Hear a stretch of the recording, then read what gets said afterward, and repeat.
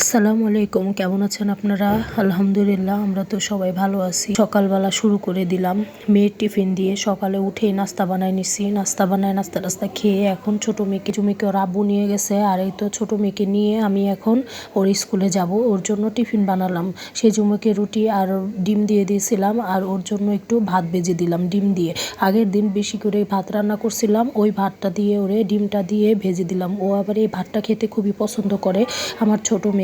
আর এখানে আমি ওর জন্য চা বসালাম। ও সকালে নাস্তা খাওয়ার পরে চা খায় নেই। যদি চা না খায় তাহলে সারাদিনই বাসায় স্কুলে তেমনভাবে লেখাপড়ায় মনোযোগ দিতে পারবে না, তাই ওরে একটু চা বানায় দিলাম। আমরা সবাই একটু চা খেয়ে অভ্যস্ত সকালে, তো আমার ছোট মেয়েও খায়, তো ওর জন্য ওরা একটু বানায় দিলাম। আর এদিকে ভাতের জন্য পানি বসাই দিলাম। আমি এখানে থালা বাসন টাসন সব গুছায়, রান্নাঘর গুছায় রাখা ছোট মেয়েকে নিয়ে চলে যাব ওর স্কুলে। এই তো থালা বাসনগুলি সব ধুয়ে নিছিলাম। এখানে এখন রান্নাঘরটা পুরোপুরি পরিষ্কার করে নেব। আর এদিকে আমি সিম আলুর তরকারি ছিল আগে, ওইটা গরম বসাই দিলাম। আজকে বেশি কিছু রান্না করব না, আজকে এক পদ তরকারি শুধু রান্না করব। এদিকে এই তো বেসিনটা পরিষ্কার হয়ে গেল। আমি সমস্ত কাজ গুছাই রাইখা তারপরে মেয়েকে নিয়ে যাব ওর স্কুলে। ওরে নামাই দিয়ে আইসা রান্নাটা শেষ। আর আপনাদের যদি আমার ভিডিওটা ভালো লাগে অবশ্যই লাইক কমেন্ট শেয়ার করে আমার পাশে থাকবেন। আর আমার ইউটিউব পেজ থেকে দেখে থাকলে অবশ্যই সাবস্ক্রাইব করে দিবেন। আর এখানে আমি এখন ভাতের পানি আর তরকারিটা গরম করে রাইখা চলে যাব মেয়েকে নিয়ে ওর স্কুলে। ও রেডি হচ্ছে ওইদিকে, আর আমি এদিকে রান্নাঘরের কাজটা সব সেরে নিচ্ছি। কারণ এই কাজগুলি আমার আর বাসায় এসে করতে ইচ্ছে করবে না, কারণ আস্তে আস্তে অনেক দেরি হয়ে যাবে।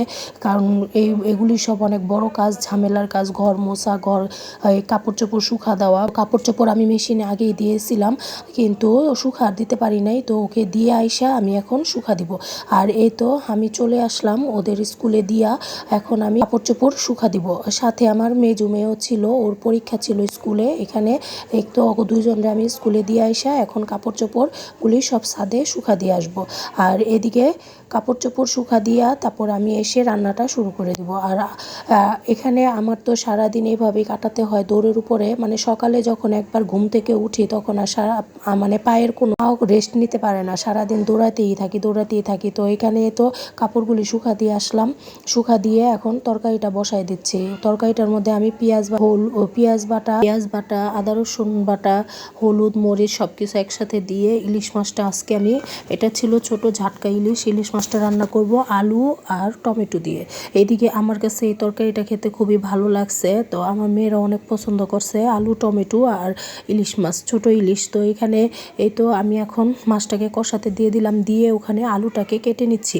এখানে আলুটা কেটে এখন আমি দিয়ে দিলাম মাছটার মধ্যে, দিয়ে এখন এটার মধ্যে টমেটো কাঁচামরিচ দিয়ে দিব, কাঁচামরিচ দিয়ে টমেটো দিয়ে পানি দিয়ে বসাই দিব। তো এটা একটু ঝোল হবে তরকারিটা। তো এই তরকারিটা খেতে আলহামদুলিল্লাহ অনেক মজা ছিল, আমার কাছে তো খুবই ভালো লাগছে। আলু টমেটো দিয়ে ইলিশ মাছের ঝোল খুবই মজা হয়েছিল। আর এদিকে ডালটা ওই চুলায় ডালটা ছিল আগের দিনের একটু ডাল ছিল, ডালটা একটু গরম করে দিলাম ছোট মেয়ের জন্য। আর এখানে ছিল ধনিয়া পাতা আর পেঁয়াজ কেটে রেখে গেলাম। ওটা বড় মেরে বলছিলাম একটু সিম বসাই দিতে, সিম ভর্তা বানাবো। এদিকেই তো সে মেজুমেকে নিতে আসলাম, আর এখানে সে জুমেরও ছুটি হয়ে গেছে। ওরে নিয়ে দুইজনকে নিয়ে একবারে বাসায় চলে আসলাম। আর ছোট মেয়ের দেরি হবে ছুটি হতে হতে, ওর আবার বিকেলে ছুটি হবে। এদিকে এই তো বাসায় এসে এখন আমরা ভাত খাবো, ইলিশ মাছ আলু ঝোল তরকারি। আর এখানে সিম আলু দিয়ে ইলিশ মাছ রান্না করছিলাম, আগের তরকারি ছিল। আর এখানে সিম ভর্তা। আজকের ভিডিওটা যদি আপনাদের কাছে ভালো লাগে অবশ্যই লাইক কমেন্ট শেয়ার করে আমার পাশে থাকবেন। আল্লাহ হাফেজ।